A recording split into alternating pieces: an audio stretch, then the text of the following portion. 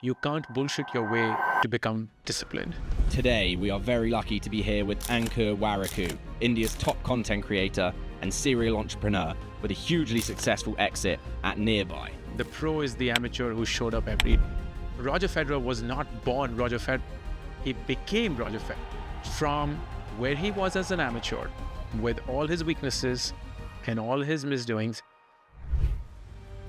It's the belief that failure is a muscle, and like any other muscle, it needs development and it needs stress.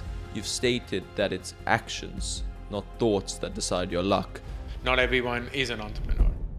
Yeah, I wanted to maybe clarify something there, which perhaps our audience might be confused about, because you say that you shouldn't force yourself into it, but at the same time, how does someone who is so averse to changing their habits, or someone who's so stuck in their ways, how do they become disciplined without forcing themselves?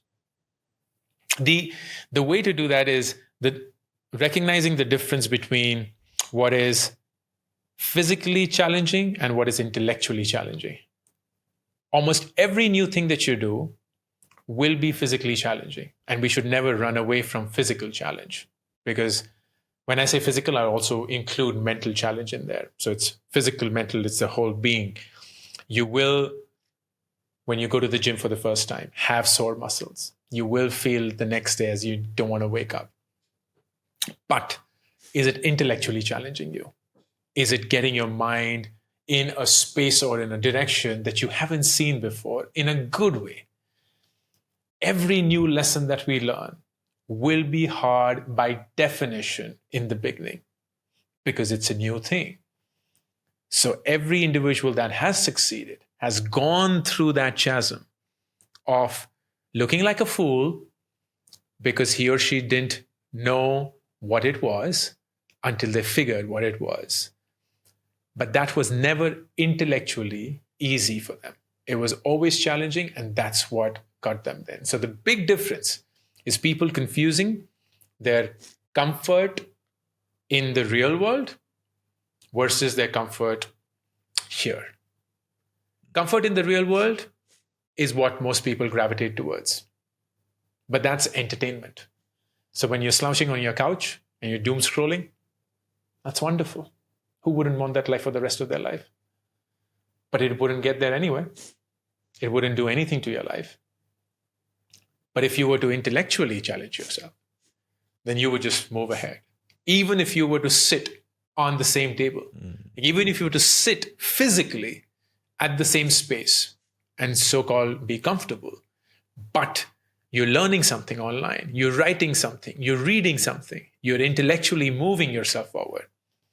That is you in a good way forcing yourself. So force yourself intellectually, because the physical force may or may not even be necessary. Yeah, I think it's a really good way of putting it. And I think habits are a really good way of achieving success. These one-off spurts of motivation ultimately they're like maybe small explosions, whereas you need to keep the fire burning. I see maybe a small candle that stays lit is more effective than one big burst of flame, which then dies out. Sure. But in any case, to move it on to habits and your habits specifically, you've stated that it's actions, not thoughts, that decide your luck. How do you personally take action in your life, and how do you think others can adopt a similar mindset to create their own opportunities? So nearly 20 years back, something fascinating that I hadn't planned for happened in my life that set my life in, I'd like to believe, on a completely different course. I was in the US doing my PhD in the field that I wanted to, which was physics, and doing commendably well there. I was top of my class. I was on 100% scholarship. I was in a great university. I was having a time of my life. This is the life that I had chosen for myself, designed for myself. And yet there was something that wasn't working out for me. I realized that I wasn't happy. I was good at what I was doing, but it didn't make me happy. So at the age of 24, I decided to drop out of my PhD and then come back to India.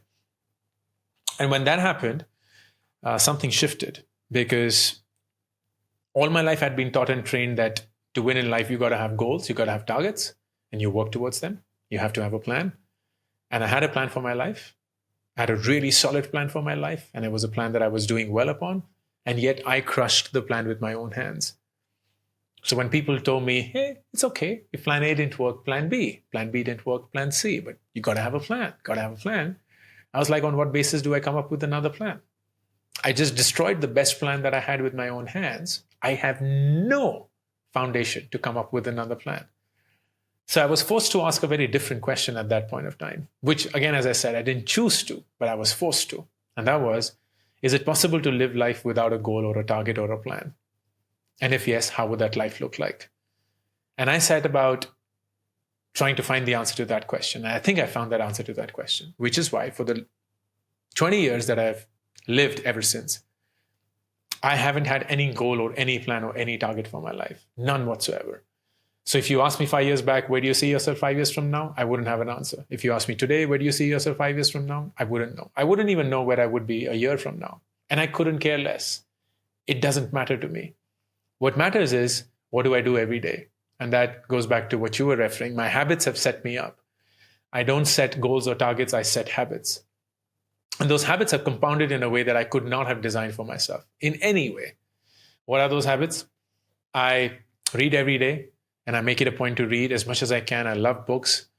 I meditate every day. It's been a complete constant for the last 8 to 9 years now.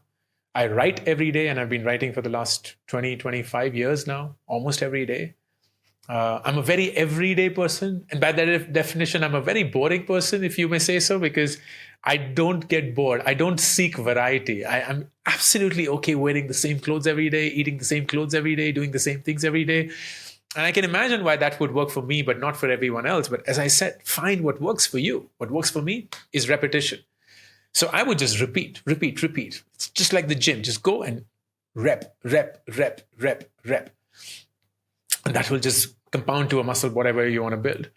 I love that about my life, because I know for a fact that reading, writing, meditating, playing tennis, working out, eating right, spending time with people, meeting a new person every week, checking my emails, all of my emails. I read 100% of my emails.